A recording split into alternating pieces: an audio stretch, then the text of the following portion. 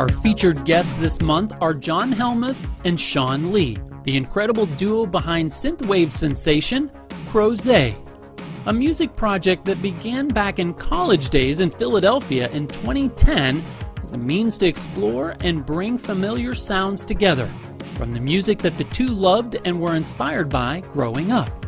Influences ranging from Def Leppard to Bryan Adams to John Hughes films. There's a whole lot to love in Crozet's music, full of depth, evocative lyrics, and top-notch production values, all of which gives it a very familiar and timeless quality. Crozet released their debut album, We'll Be Gone By Then, in 2013. And 5 years later, their sophomore album hit on all cylinders with so many memorable tracks like Running Time, Moment of Nostalgia, and Harbor. This month, they've taken it up a notch with their finest effort to date in Suburbia, 8 colorful tracks of nostalgic bliss, from Summer Nights to My Racing Heart, Got Your Number, and Where We Belong. Big cinematic sounds, collaborations and vocals, and reflective and relatable lyrics. I sat down with the two talented musicians to talk about their journey together, the importance of photography and visual aesthetics in music, VHS tapes and 80s movies, and of course, the collaborative process behind their terrific new album, Suburbia. Here's what John and Sean had to say. Today, I'd like to extend a very warm welcome to our special guests, John and Sean, the incredible duo behind the electronic indie pop sensation, Crozet. Thank you so much, Mark. Now, before we get to Suburbia, your latest album, I'd like to ask each of you about your early beginnings, what life was like growing up, and how you first connected with music. Yeah, sure. I can go first. I started playing music at a super early age. It was just kind of like my parents were super into music. They always had stuff on, specifically my mom. She was always playing a lot of electronic stuff back in the day, late 80s, early 90s, electronic stuff, dance music, R&B, a lot of rock. And I got my first guitar when I was around 8 years old. And I'll be honest with you, I hated it. I hated playing guitar because they kind of start you out with an acoustic guitar. And I did not want to play acoustic guitar. I wanted to play electric guitar. And I think at that age, you're just still pretty early where you can't play with your friends at that age. So I despised taking lessons for a few years. And I had so many different teachers in such a short span of time that I couldn't really get a connection to like any of my teachers at that age. So after a few years, I ended up starting playing with a couple friends of mine. And we were just playing whatever the heck we listened to on the radio. Green Day, we were playing Blink-182, all that kind of stuff, just mostly pop punk stuff. And that kind of morphed into playing more punk stuff. And I feel like our area in South Jersey, Philly in the early 2000s was really heavy into like the hardcore scene. So Sean and I had mutual friends in that whole circle of Philly hardcore punk, all that kind of stuff. So after a few years of doing that kind of stuff, Sean and I were introduced by a friend of ours. His name is Joe Vergara. And we ended up kicking off like immediately. Like he and I were everything was in common. We wanted to play the same stuff. We did the same stuff. And I feel like our group of friends had a huge range of music that we listened to. We didn't just listen to what we played. Like it's hard to find that. It's finding friends that listen to all different types of music. And it's like, right. I don't want to be afraid of like pitching music, like certain bands to my friends and be like, oh, they're going to think this sucks. And that was the one thing, like Sean and I, we pitched each other music all the time, always sharing each other links to stuff. And yeah, we love all different types of stuff. And I feel like that's what helps Crozet write, is we pull inspiration from so many different sources. And I've always had music. I can't say I've stopped playing music since I started when I was around 8. Did you also have an acoustic guitar when you were young, Sean? No, I actually, my parents got me for Christmas. Santa Claus got me for Christmas one year when I was 10, a Fender Strat. That was my first guitar. Ooh. I asked for it. I didn't ask for that particular guitar. My parents went above and beyond, got me the Strat. And there was a guy around the corner from me, Johnny McFalls, his name was.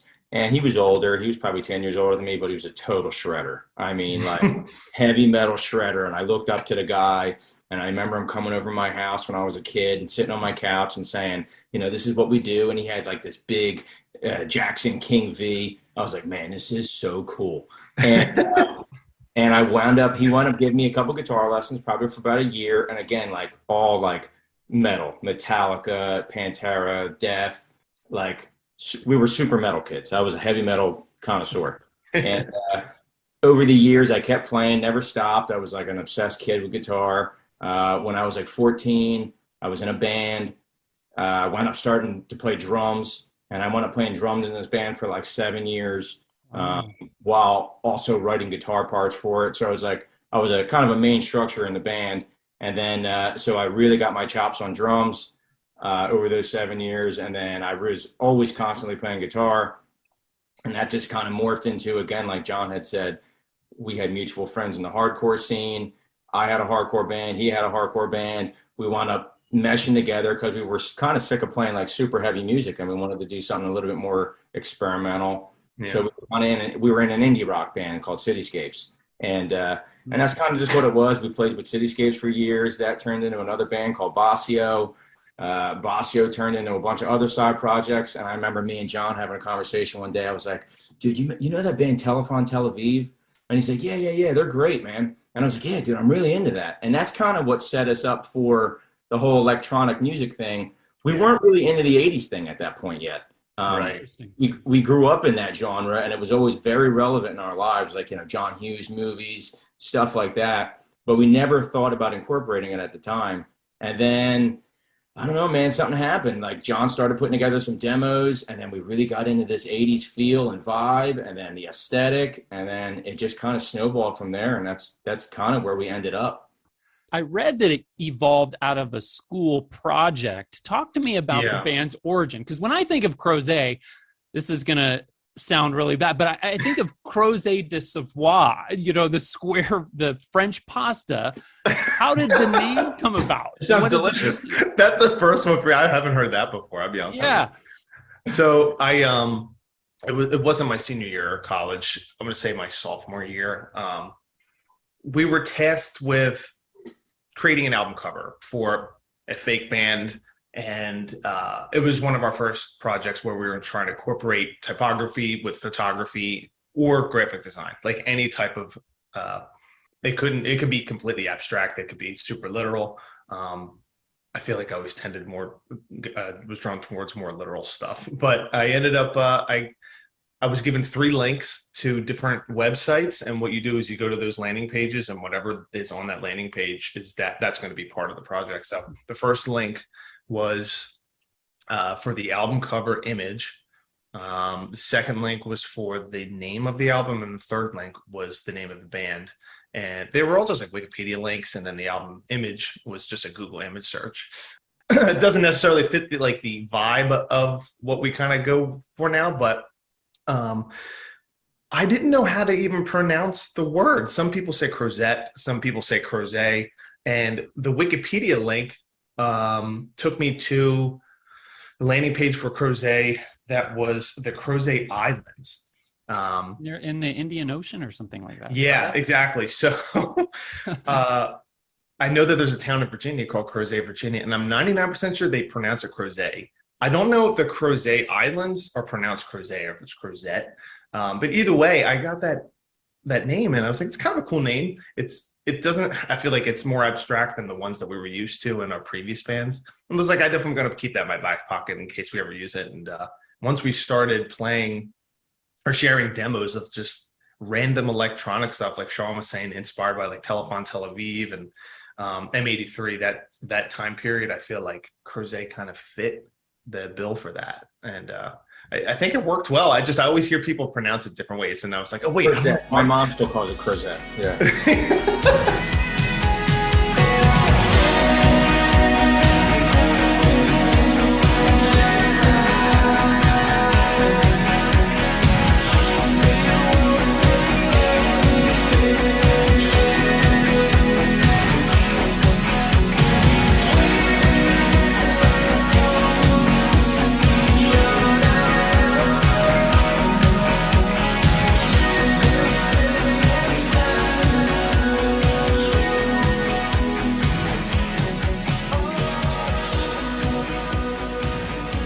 I grew up in the 80s as well. You know, I love 80s music and movies. And I'm a big fan of the synth wave, retro wave movement, like the Midnight, Time Cop, FM 84. In fact, it's how I found you guys. And the minute I heard Harbor, that was it. It's been on my summer playlist ever since. And I was wondering what your inspiration was for that song, both lyrically and musically. That track was actually a single. It was the first started out for that album, right? Yeah, right. Yeah. So we started out, we released that as a single, and then it ended up on our follow-up LP, Running Time. I'll be honest with you, man. I feel like we were just in the mode where it's like, dude, I just want to keep writing, but I feel like we need to not focus on another 10 or 12 song, batch of songs. Let's just release a single, like super upbeat summer song. Not something that's like a downer, like total. I don't want to do a bummer song. Just let's release a single. And I think at that time period, the Midnight was definitely blowing up. And I feel like that was a time period where people just started releasing singles instead of albums. And I'm not necessarily a fan of that, but I think just workload wise, it's like, let's just put a single out. And I wanted it to be an upbeat song. And the music video for that's on YouTube. It's the most over the top music video. It's by 80s Ladies Records. They did it's basically just like found footage of movies and stuff. And it's so fitting for that song. I love playing it live. We played it live at our last show, and a couple people, I guess they hadn't heard it. They're like, what was that song? At this point in the set, like that was a song called Harbor. Like, man, that was good. It was really good. But I love playing that song. It's definitely one of my favorites. Yeah, that song didn't even start out like that. I remember when we were demoing that song, it sounded nothing like that. It was like a straight, like 4 on the floor, like dancey style song. There was no guitars in it. There's like this like synth part that's in the main verse of that song.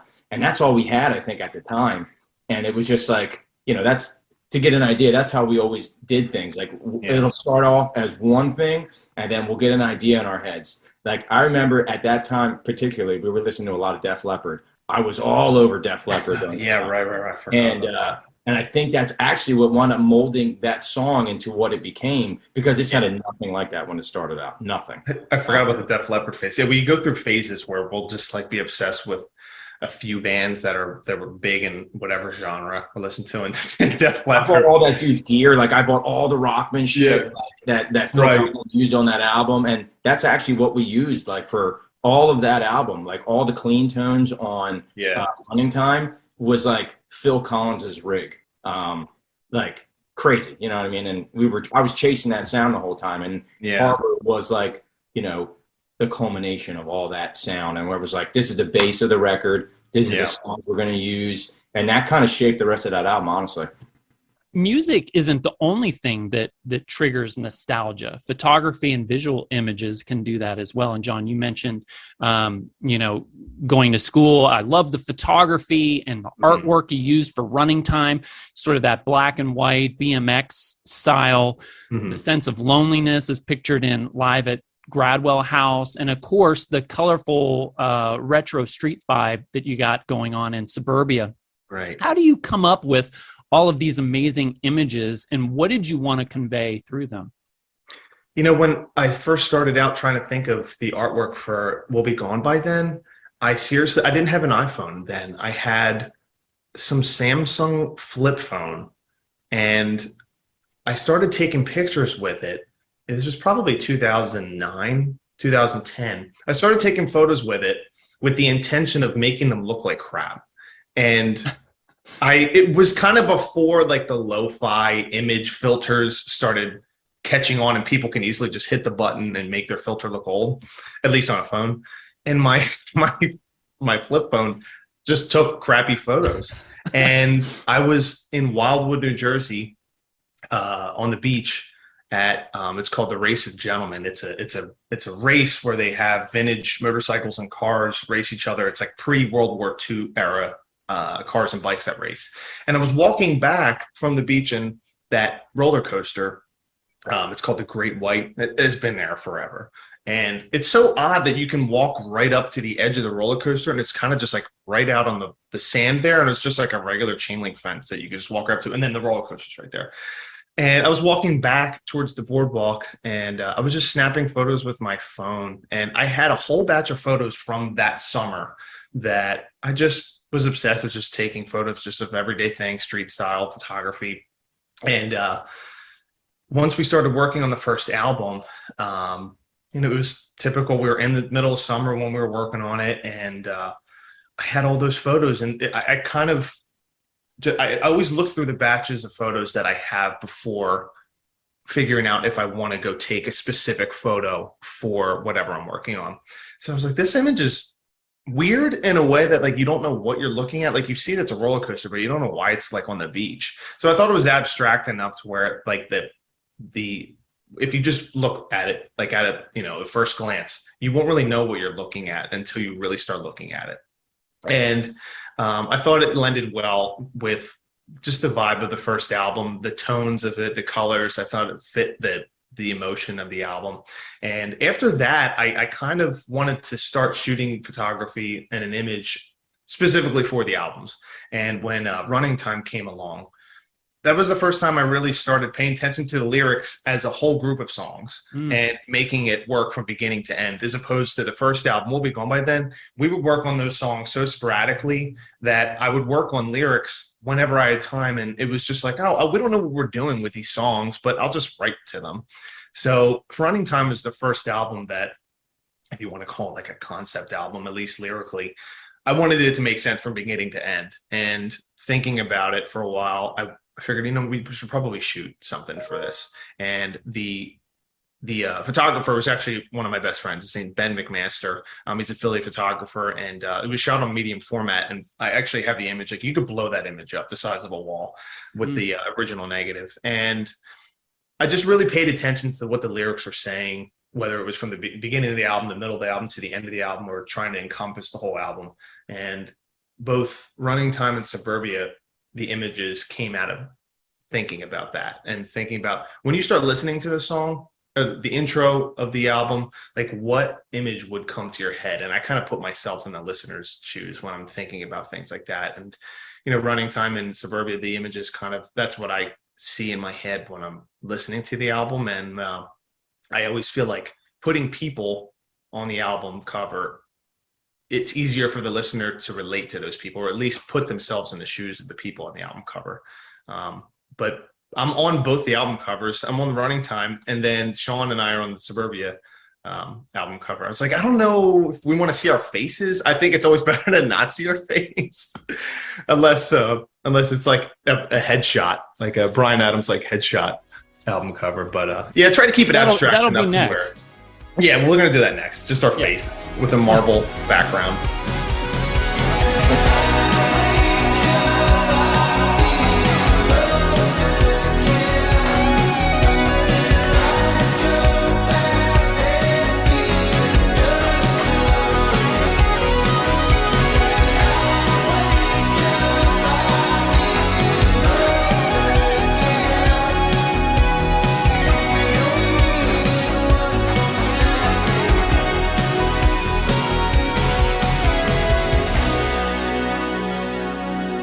Let's talk about Suburbia. 8 tracks released this summer, and you talk about concept album. For me, it was this fulfilling, complete experience from start to finish, rather than an ad hoc collection of singles.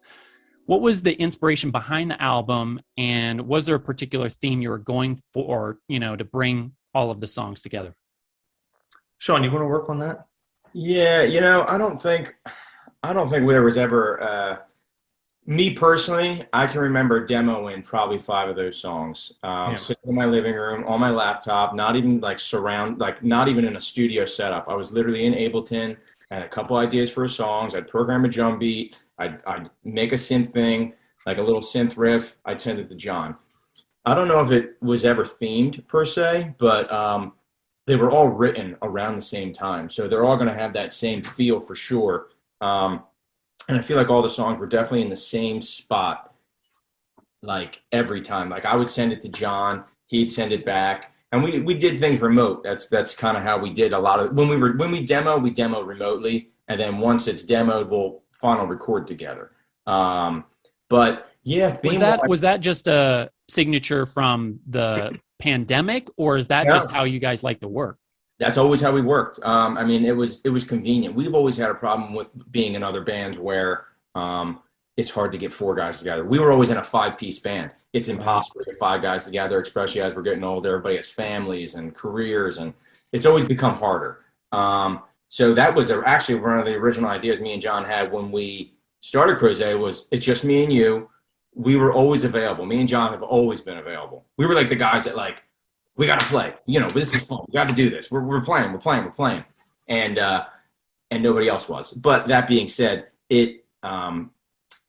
from day one, we always worked remotely. It would be me sending an idea to John sending an idea to me, bounce it back. And then eventually it would be like text message conversation like, okay, I think this song's at the point now where we can go through and start polishing it. Like the structure's laid out, the parts are laid out, and we'd get 5 of those songs together. And then we'd meet up at my house. I built a studio in our house. That's where all the albums have been recorded, final recorded.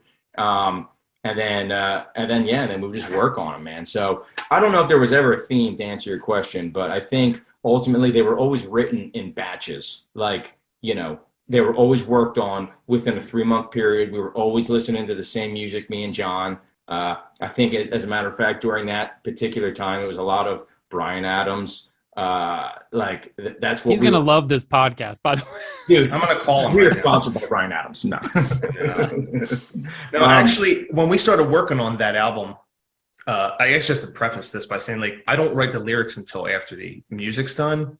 I've never been good at writing lyrics before any music. I'm just not that type. I need to like listen to the song. I need to listen to music to get, you know, a feel out of it. And then I kind of put words to the feelings. But when we started demoing Suburbia, like Sean was saying, we were in during the pandemic, but we never really had to change our method of how we demo with each other, since we always, like you said, we just did it remotely. But we were going back and forth for quite a while, sharing just riffs and ideas. And it was the first time that Sean actually played drums live on the album, as opposed to us programming just like a drum kit. That's him he's playing every song on that, other than one, but every song has him actually performing drums. So we were kind of messing around with technical things at first, just trying to change things up, you know, from our previous album. Once we had the batch of songs, you know, in a folder on Dropbox, that's when I started listening to them. Like, all right, now I can start working on lyrics. Now I can start thinking of a theme and an idea and trying to make it consistent across the whole album. And I'll be honest with you, there was a lot going on, you know, in my life and in the world at that time period when I was writing. And I had plenty of sources of inspiration to pull emotions from. And whether they were mine or someone that I know, or just by a general population, I wasn't short of ideas. So I ended up writing most of it. I feel like we wrote the lyrics in a really short amount of time, maybe just less than a month. I mean, the whole album, that is. And we recorded the songs, vocals, really quick, like just in a couple weeks. And I was fortunate enough to collaborate with her name's Beat Simkin. She reached out. I was going to ask you about her. Yep. Yeah, Beat reached out to us. It was like a cold call. She hit us up on Instagram and asked us if we'd be interested in collaborating on some level, whether it's a single, working on stuff of hers. Just out of the blue. Total out of the blue. Through Instagram. And I'll be honest, we don't get really many direct messages on Instagram. Like, that's not like our most prominent platform, I guess, which sucks because I mean, I'm on it all day, just skimming through stuff, but she hit us up on Instagram.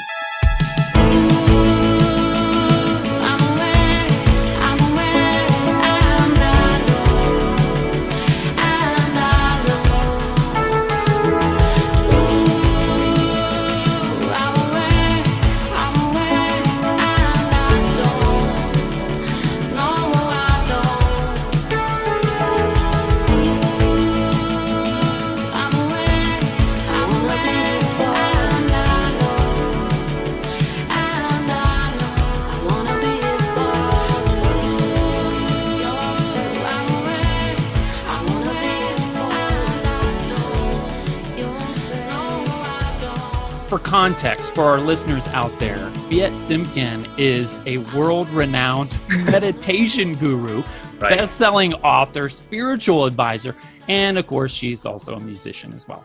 Yeah. You're right. So she hit us up because she hadn't worked on anything musically in a while. She grew up singing and playing music, and I think she even had a record deal with Sony when she was a teenager, I think. She hit us up and asked us if we'd be interested in collaborating, and we're like, yeah, sure. We've always wanted to have a female vocalist on one of our tracks, but we just never had the opportunity or even knew where to start with that. So we clicked it off right away. Super, super fun to work with her. She also is remote, like she's not on the East Coast, at least at that time period. I think she might have been in New York, and then she moved out west. In Hamptons then, yeah. Yeah, so we were showing her the songs, and we ended up showing her the one that we would love to have her on. And I think I probably have showed. I think I showed her some of the songs with my vocals demoed in there, so she can get an idea of what the rest of the album sounds like. And she sent us a bunch of tracks over, and after she sent them over to us, I started adding a lot of background vocals to her track. And I feel like even though she didn't write from my perspective of like the whole album, I think what she wrote still fit right in. And I feel like it's in a good spot of the album to where Got Your Number is flawless. I mean, it's one of my favorite songs on the album. That's awesome. Fantastic. I would love to play it live. I'm hoping that we can play it live with her at some point if she ever comes back out east, or maybe we go back out west or something. But yeah, it's one of the songs where I'm like, this would be a fun song to play live. And I'm sure she would love to have a band behind her. But hopefully we can at some point.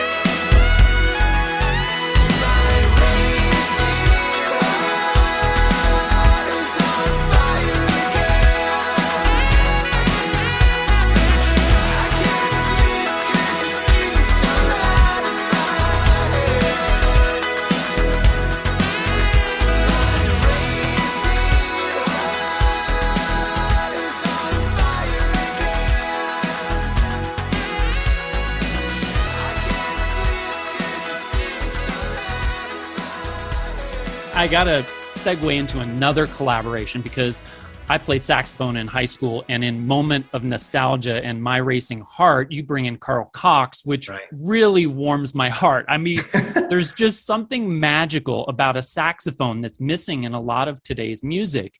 How did that collaboration come about, and how did you decide we got to put some sax in this? Yeah, definitely. Sean grew up with Carl's brother, but he can fill you in on that. Yeah, so Carl's younger brother, Steve, I grew up with him. I'm actually getting ready to go out with him in about an hour to go out on a boat. So we're best friends. Yeah, I hang out with the guy all the time. His brother, Carl, has always been like a saxophone virtuoso. He's like the teacher at the high school, like the music instructor at the high school. He has all these they win awards for like the jazz competitions that they do in Boston every year. The dude's like, he's as legit of a musician I've ever seen out of anybody. And he just happens to be my best friend's older brother. So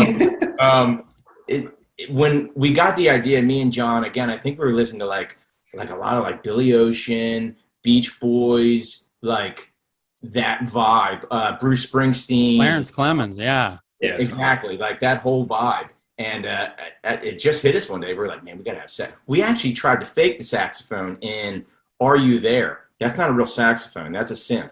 And that's kind of where it started. Interesting. And we were like, man, we can't nail this tone. It's like good, but it's not good. And then we asked Carl. I was like, I know this saxophone player. I'm not sure if we'll be into it. At the time, I think he was playing shows with like Dave Matthews Band or Jay-Z or something like that. Like he's huge, And so I asked him, he's like, dude, I love that vibe. Let's do it. He's like, send it over, man. And I sent him the track, and I'm not kidding. An hour later, he sent me back like 4 cuts. And I was like, oh my God, dude is into it. And I showed him. He was like, this is perfect. So we wound up picking the cut that we liked because he just gave, I just said, just riff on it, man. Here's 16 bars, riff on it. Yeah. And he sent it back to us, and he loved it, man. And again, I still see him all the time. I was just with him yesterday, actually. Our kids were bouncing around at a bounce house down the street. So, I was talking to him then, and he's like, dude, that song on the new album, My Racing Heart, he's like, yo, that song is the jam. And I was like, you know, and again, it was like, he's into it. So, Yeah. and that's what he said. Anytime you guys have something, throw it my way. Like, I would love to put it on. He's an 80s kid as well. You know, he's right in our age group. He grew up in that genre, loves it.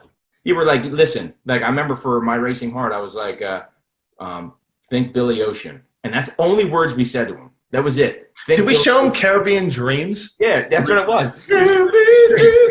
I was like, that's the vibe. And then literally an hour later, he sent us back. He's like, what do you think about this? And I was like, perfect. We're not going to think about My Racing Heart the same now. No. It's going to have Billy Ocean all over it. That's it, so dude. good. Well, Suburbia was recently released on VHS, thanks to Lunch Meat VHS, and as an awesome collectible. What are some of your favorite movies from the 80s, and do you have any on VHS? Be honest. Man, I accept so many VHS tapes, and the last handful of years, it's one of those things that just gets thrown out. And now I'm like, I should have just kept them. I think I sent Sean a photo last night. Lunch Meat, we collaborated with them on the VHS tape, and I had to work on the visuals for the VHS. So when you play it, it's a movie that syncs up with, not necessarily a movie, more of like a montage of imagery, moving images that sync up with the songs.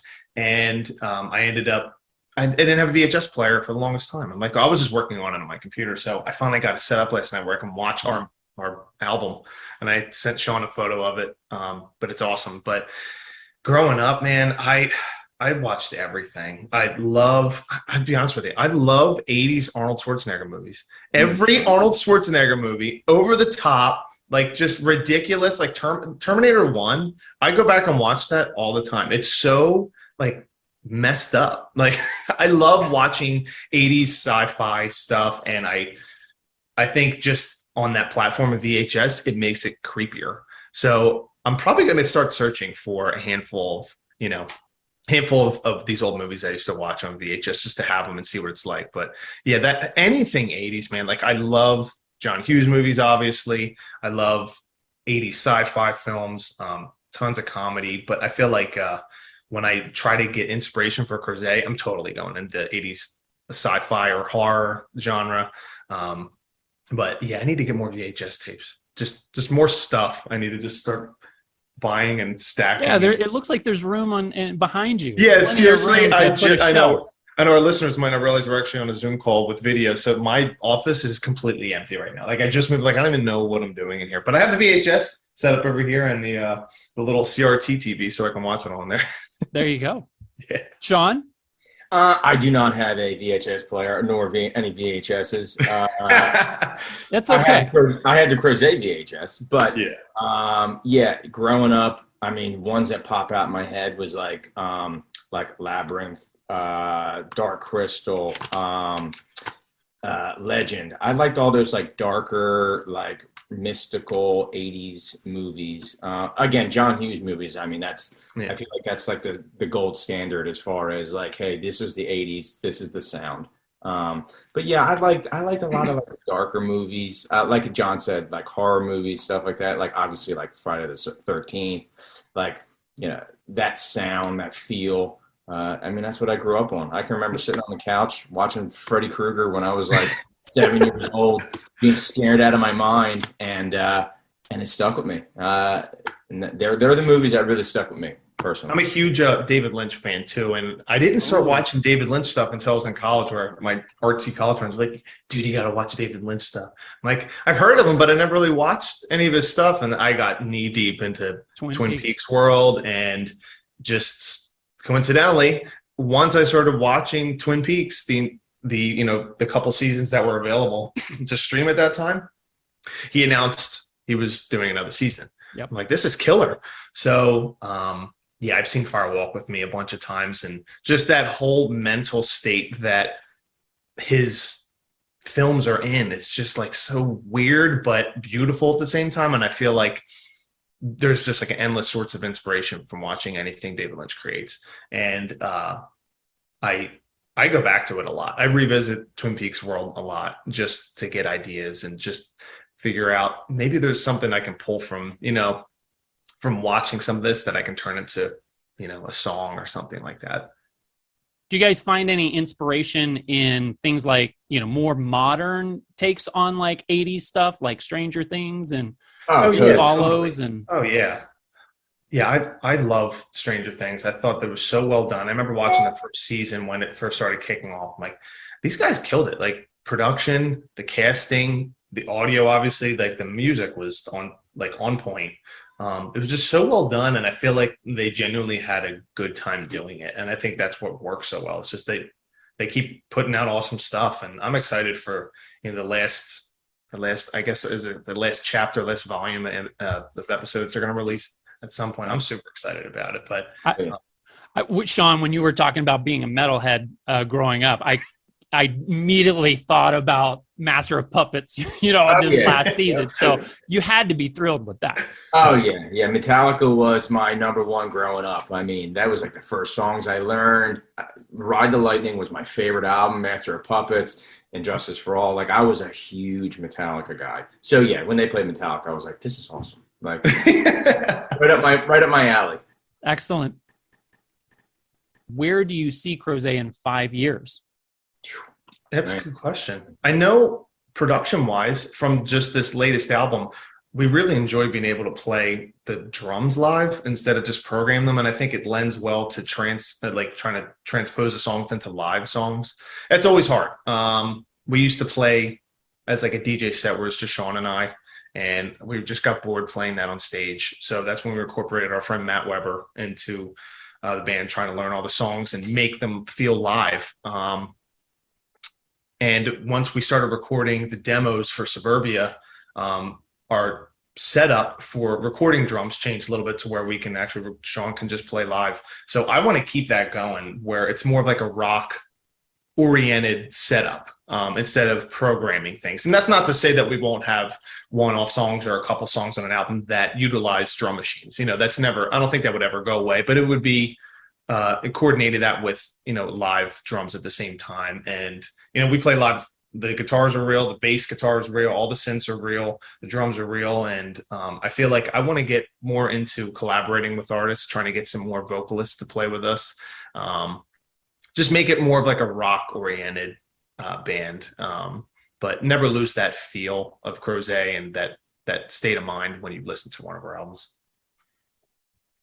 Sean, did you have anything you'd like to add to that? No, I think John hit that one on the head. I mean, I kind of feel the exact same way. I don't know exactly where we're going as far as direction wise and stuff like that. But like John said, it's just I feel like the rock thing in general. I mean, I've heard people refer to us as like synth rock and stuff like that instead of like synth pop. And I definitely feel we're more on that line. Again, growing up as metalheads and in hardcore bands, I feel like we can't get away from that. And we've done the electronic stuff live. And for us personally, we've always been players. And it's boring live. Like, it's just boring. Like, you hit a button, you fiddle around, and it's just like, this sucks. Good night, everybody. Yeah, exactly. That sucks. So I definitely want to lean into more of the rock aspect. I mean, I demoed some stuff, and it was like, it's leaning, like, not to say we would ever use it, but the stuff I demoed is like more like prog rock, like, Genesis. Yeah, I would say it's like a Genesis vibe. Yeah. Yeah, Christopher Cross, Genesis. And like, it might not be a Crozet, but we got them in our back pocket if we ever wanted to use them. Like, we do that a lot. We'll stick a demo in the Dropbox, and it'll sit there for 5 years, and then we'll go back and be like, man, that song was cool. Maybe we should do something with that. Release them as singles. I mean, that's that's what's happening. You don't always have to wait for an album. Yeah, that's right. Absolutely. And I mean, that sounds amazing. So yeah, I'd love to We've hear. always been into the technical aspect of music. I have, at least. I'm always like, let's make it hard. Let's make it technical. Like, I strive for that. Well, John, Sean, thank you so much for taking the time to chat with me today. Thank you so much, Mark. Really appreciate it. Thanks for having us, man. We appreciate it. If you'd like to hear more from Crozet, hop on over to iTunes, Amazon Music, Pandora, and all of your favorite music outlets. You'll find Crozet's entire music catalog, from We'll Be Gone by Then to Running Time, their live album at Gradwell House, and of course, Suburbia. You can also check out more info about the band on crozet.bandcamp.com. Follow them on Instagram under Crozet Music, all one word, as well as their YouTube channel, We Are Crozet. In addition to digital music, you can snag a copy of Suburbia on VHS as a super cool collectible from lunchmeatvhs.com. And I'm also told the album will be released in limited edition form on vinyl sometime within the coming month.